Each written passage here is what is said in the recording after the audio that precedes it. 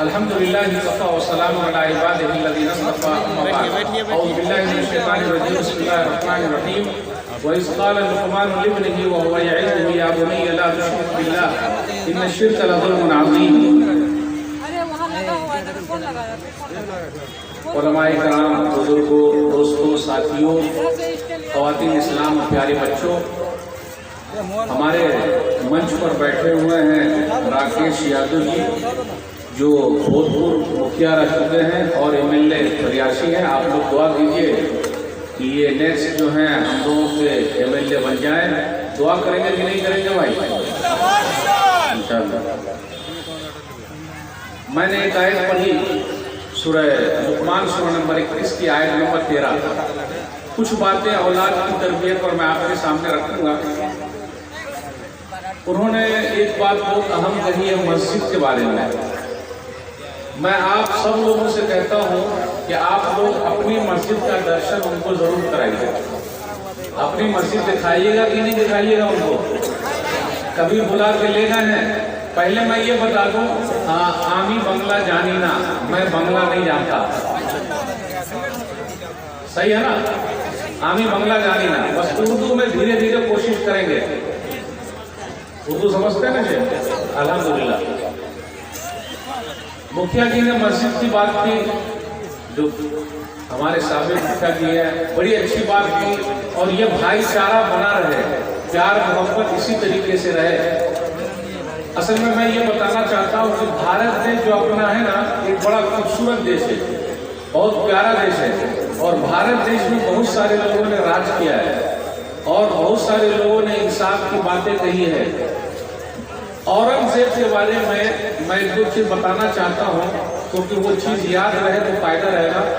औरंगजेब 3 मंदिरों को दान दिए हैं जो कागज में लिखा हुआ है। आप लोग शायद ही सुने होंगे कि औरंगजेब मंदिरों को दान देते थे। औरंगजेब के बारे में गलत बातें लोग बहुत सुनाते हैं, लेकिन औरंगजेब के बारे में यह है कि औरंगजेब रहमतुल्लाह ने 3 मंदिरों को दान दिया है। 3 मंदिरों का नाम मैं आप लोगों को बताऊंगा, नाम याद रखिएगा।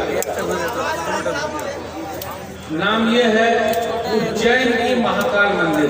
मुखिया जी को मालूम होगा, उज्जैन की महाकाल मंदिर। उज्जैन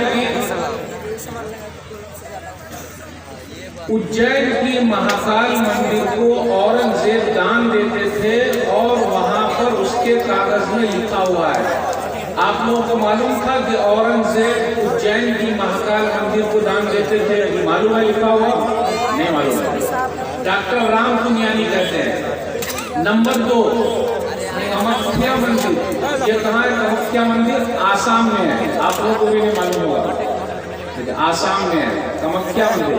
औरंगजेब कामाख्या मंदिर को भी दान देते थे। नंबर 3, वृंदावन यूपी में है। वृंदावन यूपी में है। वृंदावन के अंदर भगवान कृष्ण की मंदिर है, इसलिए मैं उनकी तरफ इशारा करता हूँ, उनको पता है, आप लोगों को नहीं मालूम होगा। डॉक्टर राम पुनियानी कहते हैं कि औरंगजेब ने वृंदावन में भगवान कृष्ण की मंदिर को दान दिया है और ये कागज में लिखा हुआ है। शायद के राकेश यादव जी को भी इससे पहले ना मालूम होगा। अब जो है वो अपनी तकरीर में कहीं भी बात करेंगे तो औरंगजेब के बारे में 3 मंदिर का वो जिक्र जरूर करेंगे। मैं एक मंदिर और उनको बता देता हूँ ताकि वो याद रहे और आप लोगों को भी याद रहे। आप लोगों को मालूम था क्या? 3 मंदिर के बारे में मालूम था? नहीं मालूम था। चौथी मंदिर के बारे में बता रहा हूँ। आप चले जाइए चित्रकूट जानते हैं? नहीं मालूम आपको? चित्रकूट के अंदर एक मंदिर बनी हुई है, लेकिन वो मंदिर मस्जिद है, यानी मस्जिद की तरह लगती है। चित्रकूट में एक मंदिर है, लेकिन वो मंदिर मस्जिद की तरह लगती है। उसको औरंगजेब ने बनवाया है। राकेश जी के लिए एक मालूमात और, ये मैंने नहीं कहा, इलाहाबाद यूनिवर्सिटी के एक प्रोफेसर ने लिखा है कि चित्रकूट में एक मंदिर है जो मस्जिद की तरह लगती है और उसको औरंगजेब ने बनाया है। और औरंगजेब ने कई गांव उसको दान में दे दिए थे। ये 4 मंदिरों का मैंने जिक्र किया, इसलिए जिक्र किया कि राकेश जी को याद रहे और अपने साथियों में ये बयान करें कि औरंगजेब ने 50 साल यहाँ हुकूमत की है और औरंगजेब ने 50 साल में भारत के खजाने से एक नया रुपया नहीं लिया है। ये मैं नहीं कहता, डॉक्टर राम पुनियानी कहते हैं। औरंगजेब टोपी सिल के और औरंगजेब कुरान लिख के अपना खर्चा चलाते थे, ये भी आपको नहीं मालूम होगा। 50 साल तक औरंगजेब ने भारत पर हुकूमत की है और 50 साल तक भारत के खजाने से एक नया पैसा उन्होंने नहीं लिया है। ये मैं नहीं कहता, डॉक्टर राम पुनियानी कहते हैं। और औरंगजेब के जमाने में भारत की जीडीपी 25 यानी पूरी दुनिया का 1/3 थी। ये भी नहीं मालूम होगा। आप लोगों को मालूम था ये सब? कुछ भी नहीं मालूम था। क्या मालूम है? खान साहब नाच रहे हैं फिल्मी दुनिया में ना, हीरो हीरोइन को जानते हैं। और जब औरंगजेब के ऊपर कोई मसला आता है तो जवाब कौन दे रहे हैं? डॉक्टर राम पुनियानी दे रहे हैं। डॉक्टर राम पुनियानी मुसलमान नहीं है, लेकिन डॉक्टर राम पुनियानी सबसे ज्यादा औरंगजेब के फेवर में वीडियो बना रहे हैं। ये बात भी आप लोगों को नहीं मालूम रही होगी। मालूम थी? नहीं मालूम थी। इसलिए मेरे भाइयों, पढ़िए, मेरा वही कहना है, पढ़िए लिखिए, पढ़ोगे लिखोगे बनोगे नवाब, खेलोगे कूदोगे होगे खराब। सही है? नहीं, अब ऐसा हो गया है क्योंकि जब से आईपीएल आया है, एक छक्का मारने पर कितना लाख रुपया मिलता है? 7 लाख। बहुत पैसा मिलता है। तो क्या होगा? खेलोगे कूदोगे बनोगे लाजवाब और पढ़ोगे लिखोगे बनोगे नवाब। सही है ना? खेल कूद में भी पैसा है। अगर आप अच्छा खेलिएगा तो आपका नाम टीम में आएगा। भाई, आपकी टीम में शमी नाम का कोई खिलाड़ी खेल रहा कि नहीं खेल रहा? तो ये अपने भारत की खूबसूरती है कि नहीं? और एक और खिलाड़ी है, सिख खिलाड़ी का नाम क्या है? अरे नहीं भाई, ये अपने भारत की खूबसूरती है। इसलिए मैं आप लोगों से पूछना चाहता हूँ, सिर्फ मुस्लिम का नाम याद रखिएगा। अर्शदीप सिंह सिख हैं, भारत के लिए खेल रहे हैं। यही अपने भारत की खूबसूरती है और भारत को जिताते जा रहे हैं। सब लोग कोशिश कर रहे हैं। एक तरफ अगर कोहली है तो शमी भी है, सिराज भी है, अर्शदीप सिंह भी है। सब लोग मेहनत कर रहे कि नहीं कर रहे? तो हम सबको मिलकर भारत को आगे ले जाना है इंशाल्लाह। बोले भी नहीं, अपना भारत तरक्की तब करेगा जब सब मिलकर चलेंगे। अगर कोई भी पीछे रह जाएगा तो भारत कभी भी तरक्की नहीं कर सकता, वरना पूरी दुनिया में बदनाम हो जाएगा। यहाँ थोड़ा सा भी कुछ होता है पूरी दुनिया वाले को पता चल जाता है, क्योंकि अभी मीडिया का दौर है, कोई भी चीज छुप नहीं सकती। वैसे राकेश यादव जी ने कहा बाबरी मस्जिद के बारे में, लेकिन मैं तो यही कहूंगा कि सुप्रीम कोर्ट के जरिए ये हुआ है। हम सम्मान करते हैं, हम इज्जत करते हैं, हम एहतराम करते हैं। हमें सुप्रीम कोर्ट पर, हाई कोर्ट पर, लोअर कोर्ट पर सब पर भरोसा है। भरोसा है कि नहीं भाई? सब पर भरोसा है। आज एक मस्जिद गई है और आपको मालूम है, मैं यादव जी के लिए बताना चाह रहा हूँ, अब उनके ऊपर मेरा मौजू ही चेंज हो गया। आपको मालूम है, बाबरी मस्जिद पर पहला हथौड़ा जिसने चलाया था उसका नाम क्या था? कुछ भी नहीं मालूम आपको? इतना बड़ा मजमा। बाबरी मस्जिद को ढाने के लिए जो पहला हथौड़ा जिसने चलाया था उसका नाम था बलबीर सिंह। क्या नाम था? बलबीर सिंह।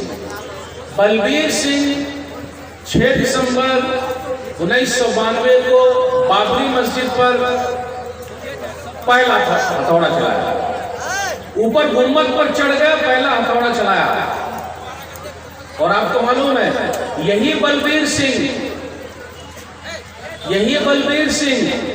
1 साल के बाद 1993 में बलबीर सिंह से मोहम्मद आमिर हो गए। उन्होंने इस्लाम कबूल कर लिया। कैसे हुआ ऐसा? 1 साल के बाद जिस बंदे ने बाबरी मस्जिद पर पहला हथौड़ा चलाया वो बंदा 1 साल के बाद इस्लाम कबूल कर लेता है। वो कैसे?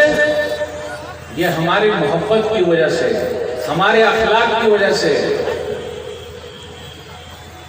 और उसका नाम है मोहम्मद आमिर। अभी 2 साल पहले उनका इंतकाल हो गया।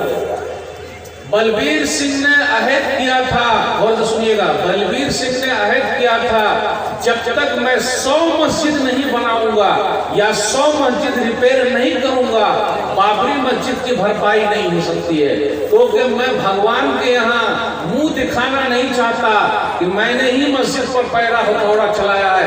और अल्लाह ताला ने बलबीर सिंह को मोहम्मद आमिर बना दिया, और मोहम्मद आमिर ने 100 मस्जिद बनाकर अल्हम्दुलिल्लाह अभी दुनिया से रुखसत हो गया, उनका इंतकाल हो गया।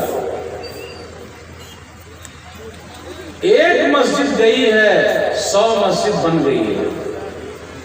अल्हम्दुलिल्लाह तो बोलिए। तो दुनिया ऐसे भी लोग हैं अपने भारत देश में, है कि नहीं है? तो अपना भारत देश बड़ा खूबसूरत है, बड़ा प्यारा है। अगर कोई भारत के खिलाफ कुछ बोलता है तो हमें बड़ी तकलीफ होती है, हम मुसलमानों को। और आपको मालूम है अपने भारत के मिसाइल मैन कौन है? Doctor APJ Abdul Kalam. और भारत को सबसे बड़ा चंदा अगर किसी ने दिया था जंग के मौके पर, तो वो एक मुसलमान था। उस मुसलमान का नाम क्या है?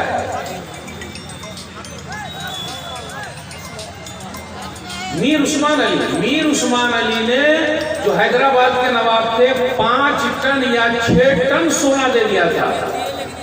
और आपको मालूम है दिल्ली के अंदर 1947 में 15 अगस्त के दिन पहला झंडा, जो अपना तिरंगा है, तिरंगा को किसने लहराया था पता है आपको? कुछ भी नहीं मालूम। पढ़िएगा तब ना आगे बढ़िएगा। कैप्टन शहनवाज खान, कैप्टन शहनवाज, जिन्होंने पहला तिरंगा, पहले अंग्रेजों का तिरंगा जो था, अंग्रेजों का जो था झंडा, उसको नीचा किया, उतारा और अपने भारत का झंडा लहराया। और आपको मालूम है भारत का ये तिरंगा झंडा किसने बनाया है? मेरा उन्वान ही बदल गया आप लोगों को देखकर। भारत का ये तिरंगा झंडा किसने बनाया है पता है आपको? एक मुसलमान औरत है जिसका नाम है सुरैया तैयब जी। 3 कलर वाला ना, 3 कलर वाला, ये 3 कलर वाला भारत का झंडा बनाने वाली एक औरत है जिसका नाम है सुरैया तैयब जी। तो हमने भारत को बहुत कुछ दिया है और हम देते जा रहे हैं। और आपको मालूम है ताजमहल से भारत के खजाने में करोड़ों रुपया आ रहा है। करोड़ों रुपया ताजमहल से आ रहा है, लाल किला से आ रहा है, हुमायूं का मकबरा उससे आ रहा है। मैं ये सब इसलिए बताना चाह रहा हूं कि आपको तारीख याद होनी चाहिए। अगर नहीं याद कीजिएगा तो जवाब कैसे दे पाइएगा? लड़ाई झगड़ा नहीं करना है, लेकिन बताना तो है कि भाई हमने बहुत कुछ किया है। मुझे बड़ी खुशी हुई राकेश यादव जी की ये बात सुन के। अब मैं आप लोगों से कहता हूं कि आप उनके लिए दुआ कीजिए कि अल्लाह ताला उनके दिल को भी इस्लाम के लिए फेर दे। दुआ तो कीजिए, आमीन तो बोलिए। उनके दिल में इस्लाम की मोहब्बत पैदा कर दे। जिस तरह आज ये हमारे मंच पर यहाँ हैं, जन्नत में भी ये हमारे साथ रहे। आमीन तो बोलिए, बोलिए न रहे। कितना अच्छा मौका है, इतना अच्छा मौका कभी नहीं मिलेगा। और हमेशा हम दुआ करते रहेंगे उनके लिए कि हमारा मन जब भी सचे और हम लोग जब दावत दें तो वो यहाँ आते रहें। जरूर आइए, आपको भी अच्छा लग रहा होगा। यहाँ कोई टेंशन नहीं, किसी तरह कोई मसला नहीं। यहाँ देखिए कितने प्यार मोहब्बत की बातें हो रही है। अच्छी बात है कि नहीं भाई? सबसे पहले इनको मस्जिद का दर्शन कराइए, अपनी मस्जिद में ले जाइए, फिर वहाँ चाय पानी कराइए और पूरी मस्जिद दिखाइए, घुमाइए। सिर्फ ये भाषण देने आएंगे तभी आइएगा, इनको अपने घर भी ले जाइए, चाय पानी कराइए। सब हमारे भाई हैं भाई। आखिर बताइए, उनका खून और अपना खून दोनों बराबर है कि नहीं है? दोनों का खून लाल है कि नहीं? बराबर है भाई। भारत की आज़ादी में सबकी लड़ाई रही है, सब लड़े हैं, सब मेहनत किए हैं। तो मुझे बड़ा अच्छा लगा उनकी बात सुनकर और मैंने अपना टॉपिक ही बदल दिया। लेकिन अब मैं धीरे धीरे अपने टॉपिक की तरफ आ रहा हूँ। मुझे बच्चों के बारे में कुछ बात करना है। आज हमारे कुछ बच्चे बड़े बिगड़े हुए हैं, कुछ तो बड़े अच्छे हैं, अगर अच्छा बना तो मोहम्मद शमी हो गए, अच्छे बने तो मोहम्मद शमी हो गए, खेल की दुनिया में आ गए। खराब हुए तो देख ही रहे हैं, खराब लोग इधर उधर घूम रहे हैं। और जो पढ़ाई लिखाई नहीं करेगा वो आगे नहीं बढ़ सकता, बल्कि वो हमेशा पीछे रहेगा। इसलिए पढ़िए, आगे बढ़िए। बेटियां भी पढ़ेगी तब ना आगे बढ़ेगी। प्रधानमंत्री जी कहते हैं बेटी पढ़ाओ बेटी बचाओ, है ना, बेटी पढ़ाओ बेटी बचाओ। तो बेटियां को पढ़ाइए और बेटियां को बचाइए और आगे लेके जाइए। माशाल्लाह इतना बड़ा मजमा, और रात के इतने बजे, लगभग 12 बज रहे हैं और आप लोग सब मुझे सुन रहे हैं। जबकि मैं बंगला जानता नहीं, लेकिन मेरी उर्दू आप लोगों को थोड़ा बहुत भी समझ में आ रही है अल्हम्दुलिल्लाह, 100% आ रही है समझ में। चलिए अल्हम्दुलिल्लाह। तो वो 3 मंदिर का नाम याद रखिएगा। अगर वो एक भी बता दीजिएगा किसी को तो आज भी वो जाके कागज को चेक कर ले, वहाँ औरंगजेब का नाम आराम से मिल जाएगा। और आप बनारस चले जाइए। अभी मैं बनारस गया था और बनारस में मैं घाट पर भी गया था और आराम से गया। पूरे बनारस में, अब राकेश यादव जी भी गए होंगे, पूरे बनारस में और घाट पर अकेली एक मस्जिद खड़ी हुई है। आप लोगों ने देखा? कभी गए नहीं? मैं गया, एक मस्जिद है अकेली खड़ी हुई है और आपको सुनकर ताज्जुब होगा, उस मस्जिद की हिफाजत मुसलमान नहीं, गौर से सुनिएगा, उस मस्जिद की हिफाजत मुसलमान नहीं बल्कि हमारे हिंदू भाई कर रहे हैं। बनारस के अंदर एक मस्जिद ऐसी है, घाट पर, मैं उस मस्जिद के अंदर गया, आजू बाजू में किसी भी मुसलमान का घर नहीं है, लेकिन उस मस्जिद की हिफाजत मुसलमान नहीं बल्कि हमारे भाई कर रहे हैं। इससे ये पता चला सब आपके दुश्मन नहीं है। आप किसी को अपना दुश्मन न समझिए, आपके दोस्त हैं, पहले उनसे मिलिए तो उनको अपने यहाँ बुलाइए तो फिर प्यार मोहब्बत की बातें होंगी। तो ये बातें बताना जरा जरूरी था। अब मैं अपने बच्चों की तरफ आता हूँ, जो बच्चे हमारे कुछ बिगड़े हुए हैं। आप देख लीजिए, कुछ बच्चे ऐसे हैं जिनके कान में बाली है, कान में बाली, होठों पे गाली, मुंह पे गाली, सिर्फ गाली बकते रहते हो। ऐसा कुछ लोगों को देखिएगा कड़ा पहने हुए और मारते रहते हैं। कुछ लोगों को देखिएगा, कुछ नौजवानों को, मैं नौजवानों की बात कर रहा हूँ, उनका खून बहुत गर्म होता है। थोड़ा सा किसी से ऐसा धक्का लग गया, देखता नहीं है क्या, कैसा चल रहा है? जी नहीं, आपको अच्छा बनना है, ऐसा बनना है कि दुनिया आपका नाम याद रखे। जब आप अच्छे बनिएगा तब ना दुनिया आपका नाम याद रखेगी, और ऐसा खराब रहिएगा तो दुनिया कैसे याद रखेगी? अच्छा बनिए। और बच्चों को अच्छा कैसे बनाना है, माँ बाप को उसके लिए बड़ी मेहनत करनी पड़ेगी और ऐसे सम्मेलन की जरूरत है। माशाअल्लाह, मैं मुबारकबाद देता हूँ पूरी टीम को जिन्होंने इतना बड़ा सम्मेलन रखा है ताकि लोगों को अच्छा बनाया जाए। इतनी बड़ी गैदरिंग यहाँ जमा हुई है ताकि लोगों को अच्छा बनाया जाए। अल्लाह ताला इसी तरीके से आपको हौसला दे और ये काम करते चले जाइए। मस्जिद के लिए आप बात कर रहे हैं, मस्जिद के लिए यहाँ चंदा जमा हो रहा है, मस्जिद के लिए लोग पैसा दे रहे हैं, कोई नहीं दे रहा ना।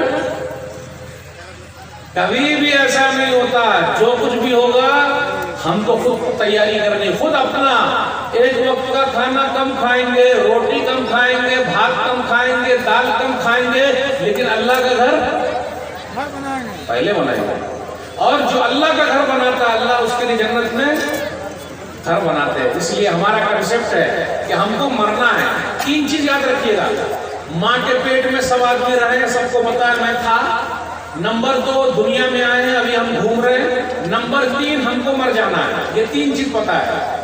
इस्लाम के अंदर चौथी चीज भी है कि मरने के बाद उठना है।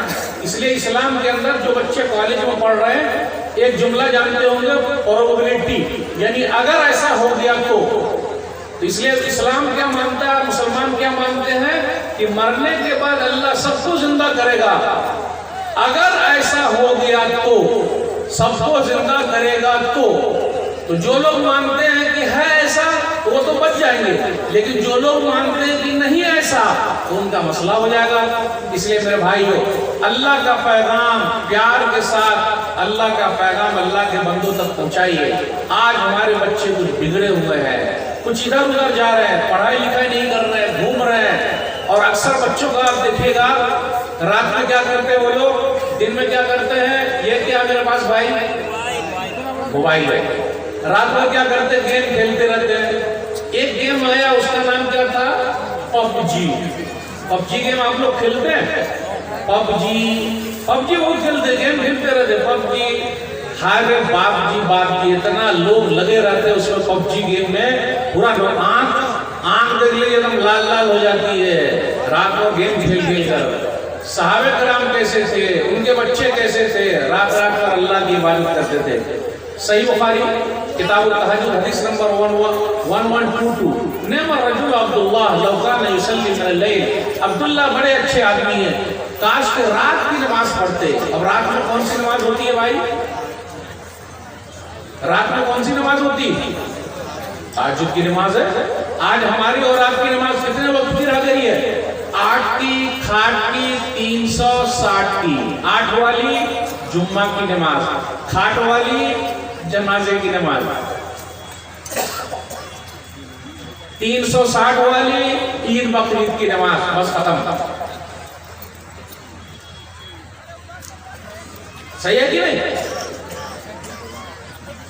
8 की, खाट की, 360 की। अब ये जितने बड़े मजमे में सब लोग मौजूद है यहाँ, अगर फजर में सब लोग हाजिर हो जाए तो, फजर में सब लोग हाजिर हो जाए तो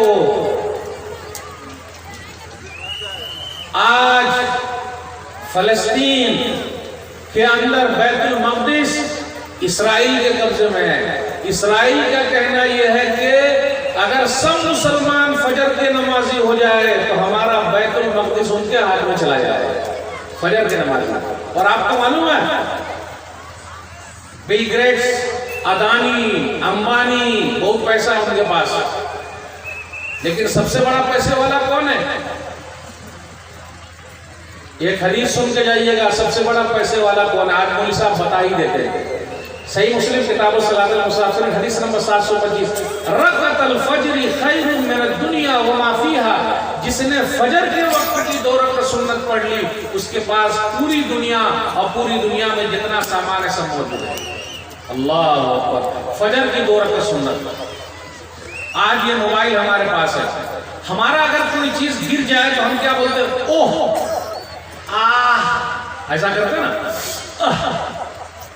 लेकिन अगर मोबाइल गिर जाए तो पूरी जान निकल जाती है, गया काम से। अभी मैं सफर कर रहा था, रात में सोते सोते क्या हुआ, ट्रेन में लेटा हुआ हूँ, अब कोई चीज देख रहा था, मैं देख रहा था और ऐसे नींद लग गई और सीधा मोबाइल मेरा नीचे गिर के रखा हुआ। वो तो 3 AC में था। पुलिस वाले वहां से गए, देखिए सब लोग पुलिस वाले का जब नाम सुनते हैं तो सब सीधा मुंह पे गाली ले आते हैं, पुलिस वाले की बात मत करना। लेकिन हर पुलिस वाला ऐसा नहीं है, हर पुलिस वाले ऐसे नहीं है। उन्होंने जैसे देखा मेरा मोबाइल नीचे गिरा हुआ है, अगर हम में से कोई आदमी होता तो क्या करता, अपने जेब में डाल देता। और ये मौलवी साहब का मोबाइल है, माशाल्लाह सस्ता वाला नहीं है, अच्छा वाला, अल्हम्दुलिल्लाह। अब आप लोग समझ ही गए, अल्हम्दुलिल्लाह। तो क्या हुआ, ये मोबाइल ऐसे रखा हुआ है, वो सामने आए, अभी जल्दी का वाकया, मोबाइल उठाया, मुझे उठाया, अजी ये आपका मोबाइल है। तो अब मेरी नींद खुली कि अरे, तो अब मैं तो यहाँ रखा हुआ था, तो यहाँ खोल ये करके देखा, पैजामे में, जेब में, तो ये तो है ही नहीं, यहाँ भी देखा नहीं है, यहाँ देखा नहीं है। बोला सर जी ये मेरा ही है। बोला ऐसे ही सोए रहिएगा और मोबाइल ऐसे गिरा रहेगा तो क्या होगा, कोई उठा लेता तो। आज भी ईमानदारी बाकी है। मैं ऐसे पुलिस वालों को, फौजियों को, सबको सलाम करता हूँ, सलोट करता हूँ। लोग नेताजी का नाम सुनते हैं, मुखिया जी का नाम सुनते बोले गाली बकते। हर आदमी ऐसे नहीं है भाई, हर आदमी ऐसे नहीं है, वो आपकी सेवा में लगे हुए हैं, आप उनका सम्मान कीजिए, उनको इज्जत दीजिए। तो हमारे नौजवान तो जैसे हैं जो रात रात भर मोबाइल में लगे हुए हैं, अल्लाह के लिए रात को सोने में गुजारिए, ताकि क्या हो, सुबह के वक्त जब हम फजर की नमाज पढ़ें तो उसके बाद हमारा फायदा है। हमारे कुछ नौजवान ऐसे हैं जो अभी शादी नहीं कर रहे। शादी क्यों नहीं कर रहे भाई? अरे मौलवी साहब पैर पर खड़े होंगे तो शादी करेंगे। सब लोग ऐसा ना पैर पर खड़े होना। तो अभी हमारा पैर पर खड़े हुए या हाथ पर खड़े हुए बताइए? हाँ, हाथ पर खड़े हुए। अभी भी हमारा पैर पर ही है। तो लेकिन क्या बोलते, अरे मौलवी साहब ऐसा नहीं, वो पैसे वाला पैर होना चाहिए। और आप लोगों के यहाँ शादी ब्याह में दान दहेज में सामान लोग लेते हैं क्या? 2 चक्का या 4 चक्का? सही जवाब दीजिएगा।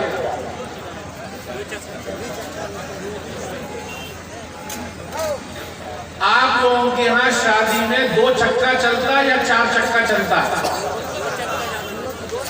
2 चक्का से मुराद फटफटिया ना? अरे बोलिए ना, 2 चक्का से मुराद फटफटिया, और 4 चक्का से मुराद बोलोरो। सही कहा आपने, बोलो दोनों चल रहा है। अब आप ही बताइए, अगर इतनी महंगी शादी कीजिएगा तो इतनी बहनें बैठी हुई हैं, उनकी शादी कैसे होगी भाई? अच्छा, बाराती भी आप लोग जाते हैं, जाते हैं कि नहीं जाते? कितने जा रहे हैं बाराती आपके यहाँ? 200 लोग। शेख साहब 200 लोग जाते हैं। अल्लाह अकबर। इतने बड़े लोग, इतना बड़ा मजमा, अगर सब लोग आज से बोले, आज से लॉकडाउन जब लगा था तो सरकार ने क्या कहा था, कितने लोग जाएंगे बाराती? 20 लोग। हम सरकार से आग्रह करते हैं इस मंच से, वो आज ही कानून बना दे कि लॉकडाउन वाला कानून शादी वाला हमेशा चलेगा। फायदा है कि नहीं बताइए? अगर सरकार बोले 20 तो 20, अगर 20 ही लोग जाना शुरू कर दे तो बेटी वाले का फायदा होगा कि नहीं होगा? बड़ा फायदा हो जाएगा। और अच्छा खा के भी आएंगे। ये 100 लोग, 200 लोग, और खाने में मालूम है क्या क्या मिलता? आजकल लोग पानी भी बिस्लेरी वाला पी रहे हैं। पी रहे कि नहीं? शादी ब्याह में जाते। और एक पानी का नाम आता कीनले। कीनले जानते आप? कीनले। कीनले को एकदम गाढ़ी उर्दू नहीं, एकदम नीचे वाली उर्दू करेंगे, उसका मतलब होता खरीद ले, यानी कोई चीज ले ले। तो लोग वो वाला पानी पी रहे हैं। अब आप ही बताइए, किसी दूसरे के यहाँ आप जा रहे हैं, कल का पानी वो ज्यादा अच्छा है वो आपके कीनले पानी से।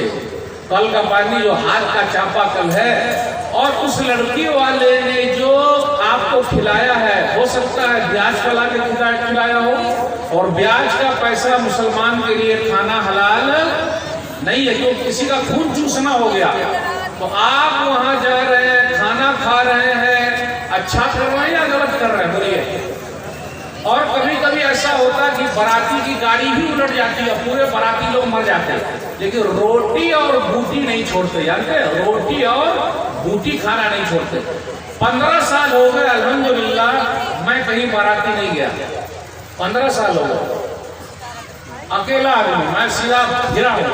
और मैं उलमा से भी कहता हूँ, ये लोग भी ये अहद कर ले कि चाहे जो हो जाए, जो लेन देन करेगा, डीजे बजाएगा, बाजा बजाएगा, उसका निकाह नहीं पढ़ाएंगे, सीधा निकाह नहीं पढ़ाएंगे। मैं कोई निकाह पढ़ाता हूँ, शर्त है पहले लड़की को महर देना या बताने का कि हाँ हम मार देंगे, तो मैं निकाह पढ़ाता हूँ, वरना नहीं। और बाराती का 15 साल हो गया नहीं भाई, लड़की वाले को बोझ बनिएगा। तो हम सरकार से बार बार कहते हैं कि वो 20 वाला कानून आप लागू रखिए, हमेशा हमेशा लागू रखिए, बड़ा फायदा होगा और पूरे भारत देश का फायदा हो जाएगा। होगा कि नहीं होगा? माशाअल्लाह। इसलिए मेरे भाइयों, शादी सादी करनी है, सिंपल करनी है। जितना सिंपल कीजिएगा, बेटी वाला आपको दुआ देगा। और जो खाना मिल जाए आप खा लीजिए। ये क्या, अरे अच्छा नहीं था, बूटी बराबर नहीं थी, ओहो मेरे दांत में घुस गया, अरे मैं डायबिटीज का मरीज हूँ, मैं बीमार आदमी हूँ। तो आप गए क्यों बाराती भाई? आप गए क्यों? तो आज इस मंच से आप लोग लेके जाइए, बाराती नहीं जाएंगे। बोलिए मेरे साथ, बाराती। देखिए नहीं बोल रहे हैं क्योंकि जाएंगे सब।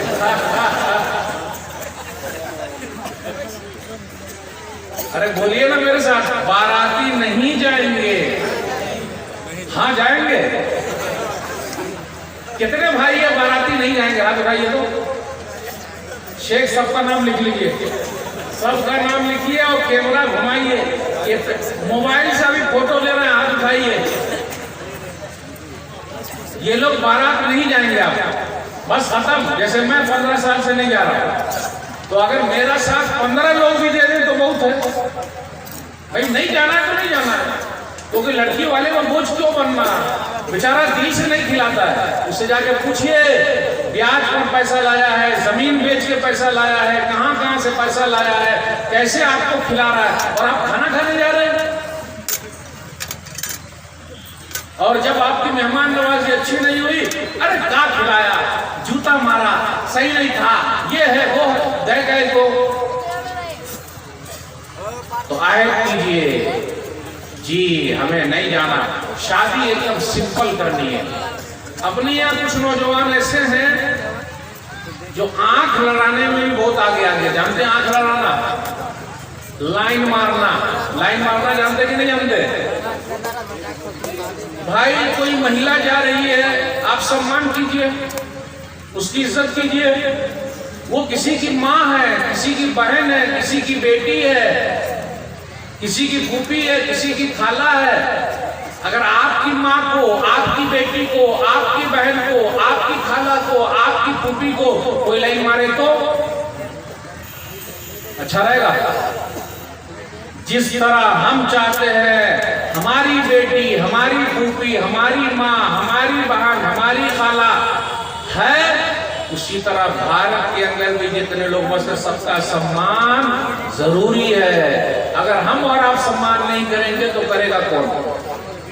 इसलिए मेरे भाइयों, अहद करके जाइए, चाहे जो भी हो गया, इधर उधर जो भी आंख लड़ाता है उसको आंख नहीं लड़ाना। एक हदीस सुनाना चाहता हूँ, मुसरत अहमद की हदीस है, हदीस नंबर 22212 22212 हदीस नंबर। एक नौजवान नबी सल्लल्लाहु अलैहि वसल्लम के पास आया और कहा, अल्लाह के रसूल सल्लल्लाहु अलैहि वसल्लम, मुझे ज़िना करने की, गलत काम करने की इजाजत दे दीजिए। लोग ना, अरे अल्लाह तौबा क्या बात कर रहा है, ये क्या बात कर रहा है, अल्लाह तौबा। तो नबी सल्लल्लाहु अलैहि वसल्लम ने उसे बुलाया, प्यारे अंदाज से समझाया। हम में से कुछ नौजवान ऐसे, उनके लिए भी हमारा अंदाज बहुत प्यारा है। नबी सल्लल्लाहु अलैहि वसल्लम फरमाया, देखो सुनो, तुम्हारी माँ के साथ अगर कोई गलत काम करे तो, और वो गुस्से में आ गया, बोले ऐसा? तो नबी सल्लल्लाहु अलैहि वसल्लम ने कहा कि लोग भी नहीं चाहते कि उनकी माओं के साथ कोई गलत काम करे। फिर कहा तुम्हारी बेटी के साथ कोई गलत काम करे तो? बोले नहीं, ऐसा कैसे होगा? बोले लोग भी नहीं चाहते कि उनकी बेटियों के साथ कोई गलत काम करे। फिर कहा अच्छा ये बताओ तुम्हारी बहन के साथ कोई गलत काम करे तो? बोले नहीं, ऐसा कैसे हो जाएगा? फूफी के साथ, खाला के साथ, बोले ऐसा कैसे होगा? प्यारे नबी सल्लल्लाहु अलैहि वसल्लम ने दुआ कर दी और कहा, अल्लाहुम्मा ग़फ़िर ज़ंबहु व तहिर क़ल्बहु व हस्सिन फ़रजहु, ऐ अल्लाह इनके गुनाह को माफ कर दे, इनके दिल को साफ कर दे, इनकी शर्मगाह को पाक कर दे। आगे आया हदीस में लिख के कि जब नबी सल्लल्लाहु अलैहि वसल्लम ने ऐसी दुआ कर दी तो मैं भी दुआ करता हूँ ऐसे नौजवानों के लिए। जब नबी सल्लल्लाहु अलैहि वसल्लम ने ऐसी दुआ कर दी, दुआ में बहुत तासीर है, दुआ करते रहिए हमेशा। ऐसी दुआ कर दी, हदीस के अंदर आया कि फिर उसके बाद वो नौजवान कभी बुराई की तरफ नहीं आया। अल्लाह तौबा कर लिया, कान पकड़ लिया। इसलिए हम और आप जब ये चीज सुनते हैं तो अपनी सोसाइटी को अच्छा बनाने के लिए हमें और आपको आगे बढ़ना होगा, तभी हमारा भारत देश आगे निकलेगा। अगर हम और आप एक रहेंगे तभी हमारा फायदा होगा। एक तो मिसाल और देना चाहता हूँ, कुछ नौजवानों के बाल आप देख लीजिए, सुअर कट बाल है। जानते हैं सुअर कट बाल? ये मेरा सर देखिए, सुअर कट बाल मतलब ये चारों तरफ से, ये साइड से काट लेता है, बीच में उठा लेता है। रसल को जानते हैं आप लोग? रसल, अरे वेस्ट इंडीज टीम के खिलाड़ी है ना रसल, रसल बॉल को कर देते हैं मसल, कोई भी मारे उसे छक्का मारते हैं। रसल बॉल को बहुत मारते हैं, छक्का मारते हो। वो रसल का भी बाल वैसे उठा हुआ है, तो हमारे कुछ नौजवान वैसे उठा के जाते। तो ऐसे कट को बोलते सुअर कट। ये कौन सा कट है ये? तो सुअर का मुंह देखिएगा, ऐसा मुंह बनाया रहता है, उसको वो बाल ऐसे खड़ा रहता है। ये मैं नहीं कहता, आप फोटो में जाके देख लीजिए, आपको सीधा मिल जाएगा कि मौलवी साहब जो बोल रहे हैं ऐसा सुअर अमेरिका में पाया जाता है, वो उसी टाइप से उनका भी बाल ऐसे खड़ा हुआ है। तो ऐसा मत कीजिए, नबी सल्लल्लाहु अलैहि वसल्लम ने ऐसा बाल रखने से मना किया है। हदीस के अंदर आया, सही बुखारी किताबुल लिबास हदीस नंबर 5920, यन्हा अनिल क़ज़ी, ये नबी सल्लल्लाहु अलैहि वसल्लम ने ऐसा बाल काटने से, कुछ काट लिया जाए तो छोड़ दिया जाए, ऐसा करने से मना किया है। अपने यहाँ एक चीज और है, लोगों को क्या करना चाहिए, दाढ़ी बढ़ाओ, मोछ कटाओ। लेकिन अपने यहाँ कितने लोग ऐसे मिल जाएंगे आपको कि वो दाढ़ी भी छिलाए हुए हैं। दाढ़ी छिलाए कि नहीं छिलाए? यादव जी को देखिए, उनके पास दाढ़ी है कि नहीं है? कितने सुंदर लगते हैं देखने में, देख रहे हैं आप? दाढ़ी में कितने अच्छे लग रहे हैं, लग रहे हैं कि नहीं लग रहे हैं? तो मैं आप जैसे नौजवानों को बोलता हूँ, आप काहे छिलाते हैं?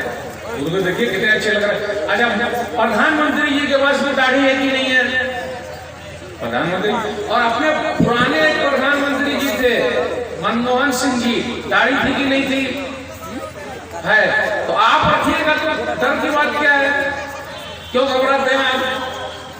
और माँ बहनों से कहता हूँ, आपने पर्दा करना, क्योंकि अपने भारत देश के अंदर ऐसा है कि आप हिंदू महिला को भी देखिए, आप लोगों के इलाके में भी वो घूंघट लेती है। आप राजस्थान चले जाइए, बिहार में जाइए, गुजरात जाइए, कहीं भी जाइए, वो लंबा घूंघट लेती है। वो जो पुरानी औरतें सब है, आप देखिए, नई नई महिला सब। तो ये तो हमारे भारत की संस्कृति है, ये तो खूबसूरती है। तो अगर हमारी औरतें पिल्लू लेगी, कपड़े लेगी, तो गलत क्या है? हिजाब और निकाब, इसका मसला क्या है? तो अपने भारत देश के अंदर अनेकता में एकता है। सही है तो बोला कि नहीं? अनेकता में एकता है, यानी भारत में हर तरह के लोग बसते हैं, ये भी रहे, ये भी रहे, ये भी रहे, उसी में हमारी खूबसूरती है। इसलिए मेरे भाइयों, भारत के अंदर जो अनेकता में एकता है, उसको बचा के रखना जरूरी है। तो आप इस्लाम पर अमल कीजिए, कोई आपको मना करने वाला नहीं, लेकिन आप पहले खुद अमल कीजिएगा तब होगा। अगर अमल नहीं कीजिएगा तो नहीं हो सकता। बस एक दो बात और बयान करके आपसे रुखसत दूंगा।